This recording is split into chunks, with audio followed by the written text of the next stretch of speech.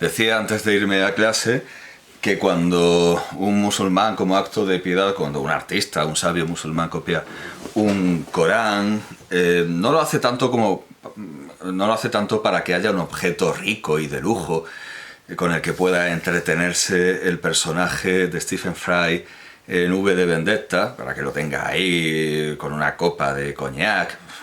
Todo cosas que desde luego pueden chirriar un poco a ciertos fieles, aunque, bueno, en fin, no entremos en esas honduras hasta qué punto tienen razón para cabrearse o no, porque lo tenga junto a una copa de coñac, pero sí tienen razón, sí tienen razón para cabrearse cuando vean que el Corán ha acabado simplemente en un objeto de placer, de lujo, de ostentación, pero el que lo posee como un objeto de lujo no tiene el menor cuidado, ni la menor preocupación, ni el menor interés en su contenido, hasta el punto de ni siquiera saber árabe, como ocurre en V de Vendetta.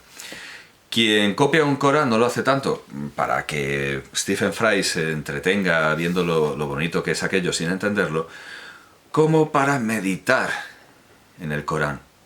Hay una reescritura que es meditación, y desde luego un acto de amor y de atención. Y en las obras de Jodorowsky, en toda la serie del Incal, hay desde luego un ejercicio de reescritura, y no solo por parte de los dibujantes, no solo Yáñetov y Ladrón han reescrito la obra gráfica de Moebius, sino que el propio Jodorowsky ha hecho una atenta reescritura y una meditación exhaustiva y un comentario de muchas cosas. Desde luego de la ciencia en sí, no solo de la ciencia ficción. Ya hemos visto esto de los tubos y de los gametos y las células sexuales.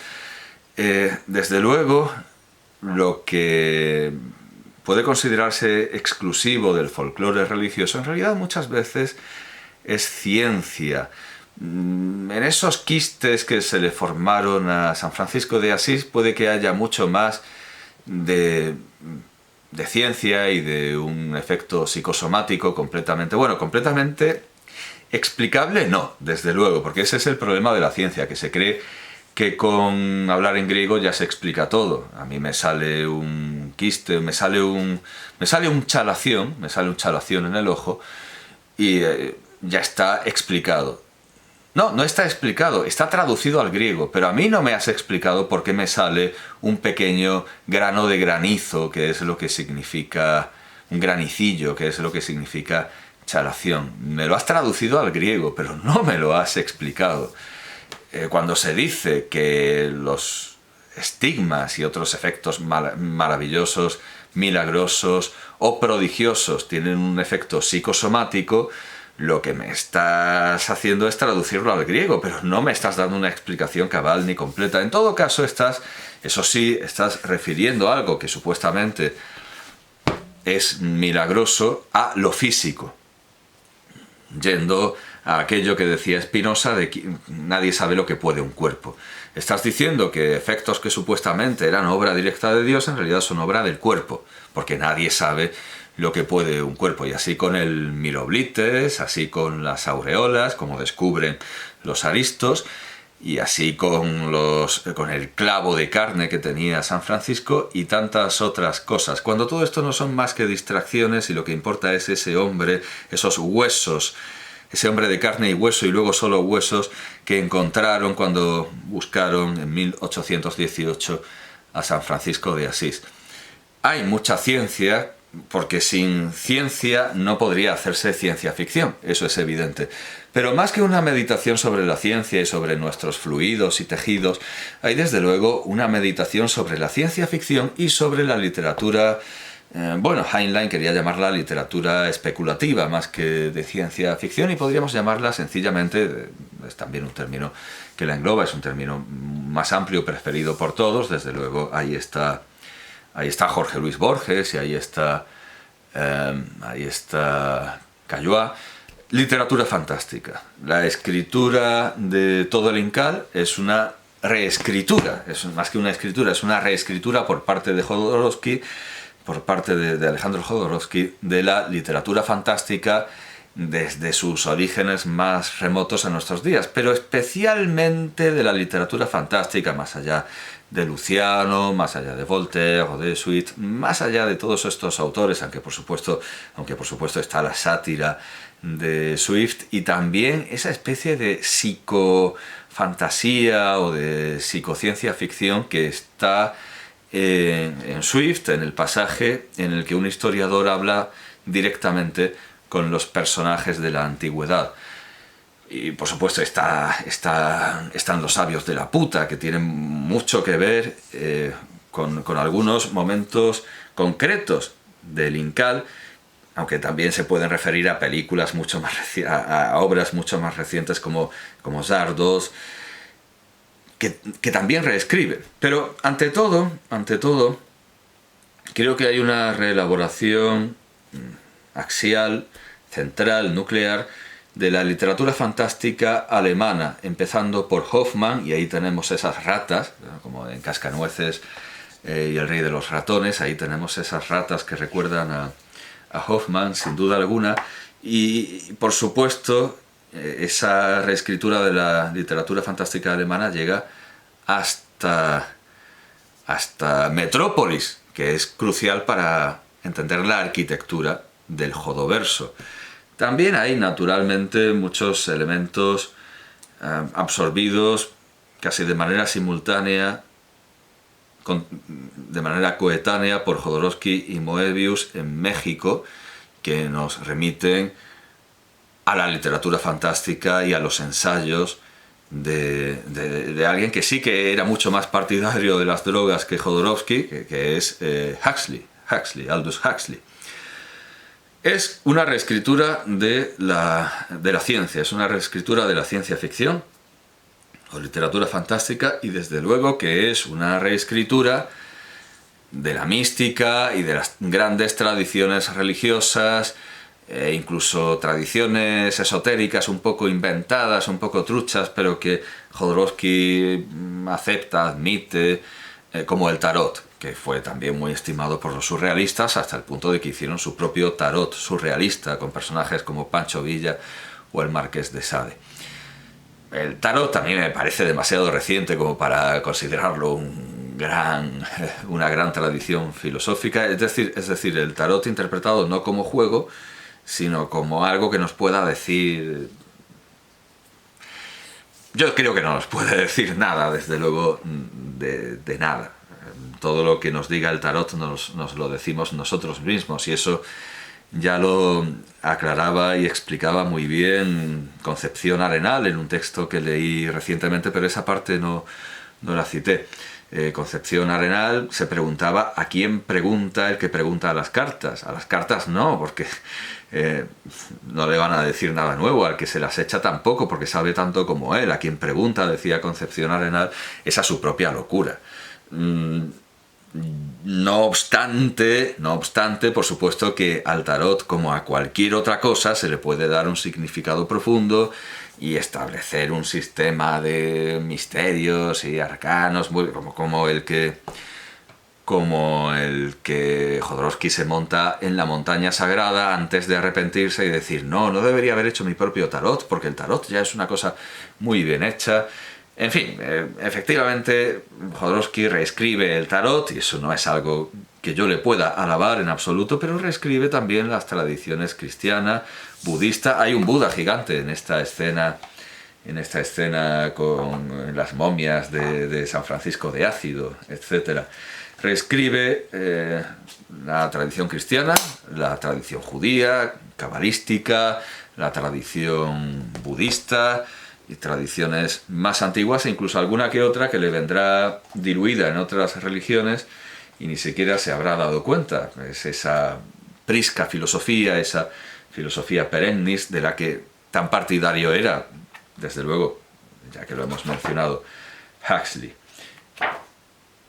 Estoy viendo a ver si se pueden enseñar algunas páginas, si no hay... No, pero estas más o menos... incluso hay una reescritura, ya que lo abro por aquí, hay una reescritura de la filosofía más actual y contemporánea. Y bueno, y cuando digo filosofía más actual y contemporánea, pienso en Max Stirner, porque hay un personaje que se llama Max Stirner, uno de estos anarquistas rebeldes. Vemos aquí, por cierto, el símbolo habitual de la anarquía vuelto del revés, porque será tan anarquista que hasta ese símbolo le da la vuelta. Y de hecho Max Stirner viene a ser, en contra de lo que indicaría su nombre, porque debería indicar el egoísmo más absoluto, Max Stirner, el personaje así llamado aquí, se convierte en un mártir generoso, o sea, todo lo contrario al egoísmo de Max Stirner. Esto naturalmente nos recuerda bastante a Zardoz, a la película protagonizada por Sean Connery, con una especie de tanga tipo Sacha Baron Cohen en Borat, pero de punto, de lana, como esos bañadores de El marido de la peluquera, de Patrice Lecomte, que efectivamente efectivamente tenían los efectos esperados cuando uno se mete en el agua. En fin, un bañador de puntos, ¿no? O sea, pero a muchas madres. ¿A quién se le ha ocurrido eso? A muchas madres, sin duda alguna. Aquí tenemos algunas escenas hoffmanianas y si... pero este es el Incal. Lamentablemente no. Estaba viendo esto y me parecía el Incal clásico, ¿no? Es que realmente es repetitivo en muchas escenas. No, aquí vemos, como digo, vemos juntas pues una crítica. No necesito 2 dedos, no necesito algo más grande.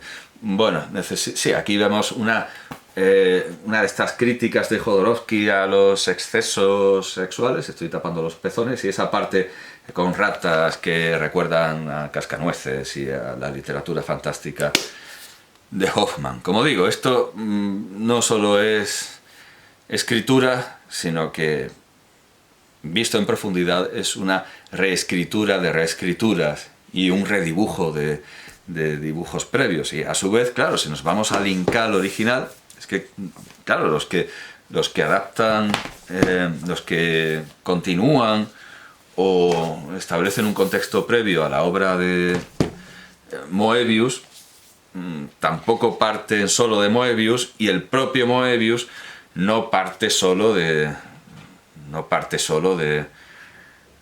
en exclusiva de Jodorowsky, como si fuera algo completamente nuevo. Aquí tengo el Incal original y bueno, todo el mundo podrá pensar al ver estas escenas, en las escenas de nieve creo que El retorno del Jedi, que es la película, entiendo que es la mejor, y aún así no he podido nunca con la saga, que a su vez se remiten a la imaginería de la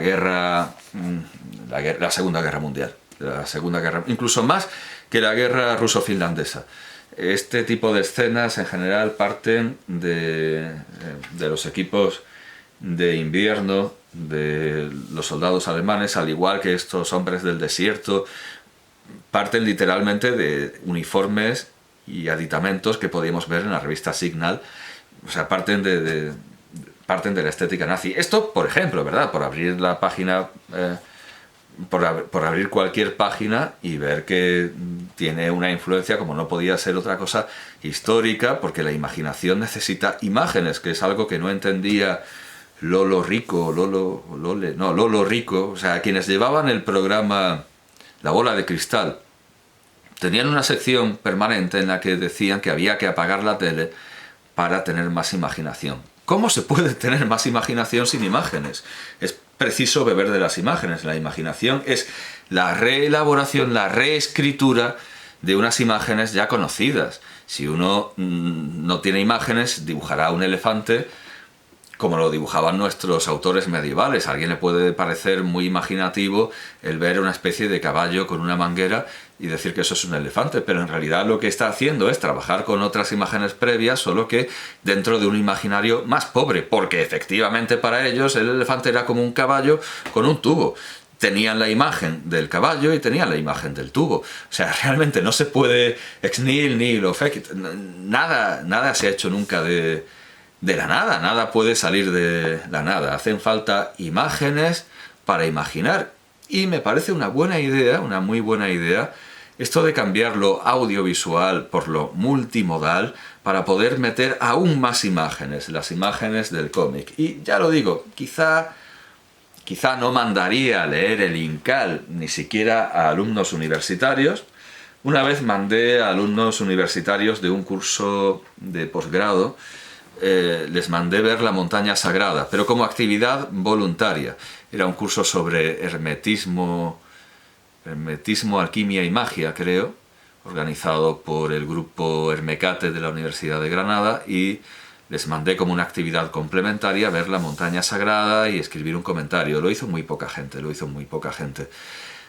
En ese tipo de cursos sobre magia griega, magia y papiros, y además, la tradición de Hermes Trismegisto, ahí sí que quizá tiene sentido decirles, no, ustedes léanse entera una obra de Jodorowsky o una película y la comentan.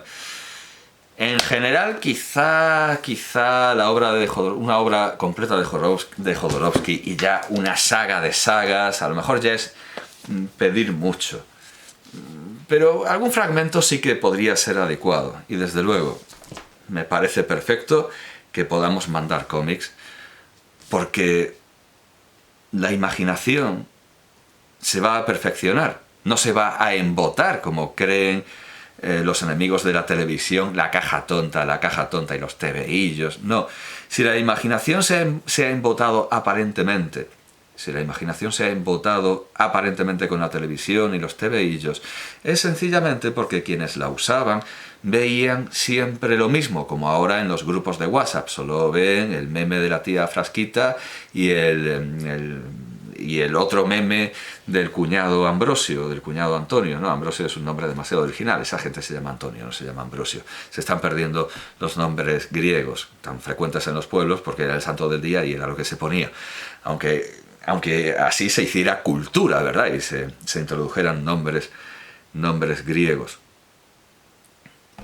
Naturalmente, el que solo vea fútbol, el que solo vea concursos, pues va a tener una imaginación que será una auténtica basura. Naturalmente. Pero hay muchas otras cosas que se vierten por televisión y hay otras muchas cosas que aparecen en los cómics, que no son solo señores musculosos con la ropa interior por fuera, que desde luego enriquecen la imaginación mucho más que no leer nada. Esto no es como los periódicos, según el juicio de Jefferson, para quien, y con mucha razón, el hombre que no lee nada en absoluto siempre estará mejor formado y siempre tendrá opiniones más valiosas o juicios más valiosos que el que solo lee periódicos. Esto no es como los periódicos, aquí no se trata de información, sino de imágenes que ya son un bien en sí mismo, no nos comunican nada sobre las decisiones políticas que tengamos que tomar o no, nos dan imágenes, y siempre una imagen será mejor que ninguna. Se ha dicho erróneamente que una imagen vale se ha dicho con mucha justeza, sí, que una imagen vale más que 1000 palabras, no en todos los contextos, pero no hay más que ir. Yo he hecho muchas veces la prueba de ir al diccionario y pedirles a mis alumnos que dibujaran una cachipolla de acuerdo con lo que les decía el diccionario, y no se parecía en absoluto, entre otras cosas porque dentro de que frente a una imagen la academia da demasiadas palabras, no dicen la palabra esencial, que es reticuladas. Tienen que decir que una cachipolla tiene alas reticuladas. Sin eso, sin la palabra reticuladas, aplicado a las alas, uno nunca va a dibujar bien una cachipolla en la vida, porque esa palabra es clave, reticuladas, y de las muchas que da para definir cachipolla, esa no está. Y cuando Tesias de Nido dice del rinoceronte que es como un caballo con un cuerno, pues ¿qué va a hacer un medieval? Pintar un caballo con un cuerno, es un unicornio. Y un unicornio y un rinoceronte pues no son lo mismo, aunque para las palabras sí, pero para la imagen no se puede luchar contra la imagen. Es una postura oscurantista, lamentable, despreciable, que comparten por desgracia muchos que se las dan de cultos, como el teólogo Olegario García de Cardedal. Olegario García de Cardedal escribió una reseña del facsímil de la Biblia de San Luis diciendo que él despreciaba esos librillos con estampitas y con santos, pero que bueno, la Biblia de San Luis a lo mejor estaba bien. Es una auténtica vergüenza. Wisława Szymborska también tiene un poema en el que dice: los libros que me gustan no tienen estampitas, no tienen santos, no tienen ilustraciones. Pues muy mal por ti, Szymborska, muy mal. ¿Qué quieres que te diga? ¿Qué quieres que te diga? Me parece que te pasas de cultureta. Y bueno, en cuanto a Olegario García de Cardenal, yo creo que debería cambiarse de religión si no le gustan las imágenes. El cómic es algo esencial, sin duda alguna, para nuestra civilización, que algún día se extinguirá, desde luego, como esta terra prima. Encontraremos un planeta de repuesto o no, al que llevar a nuestros santos para que les extraigan gametos y células sexuales.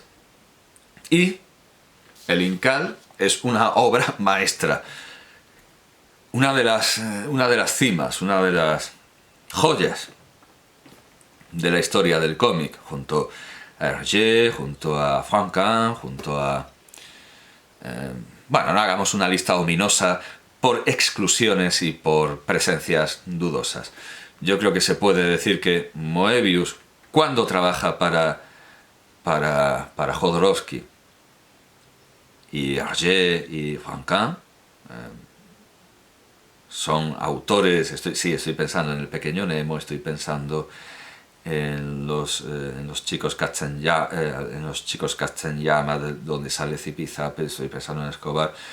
En fin, sí, bueno, muchos nombres, pero desde luego Moebius al trabajar para Jodorowsky se convirtió en una... Bueno, por supuesto, sí, Frazetta, claro, Frazetta.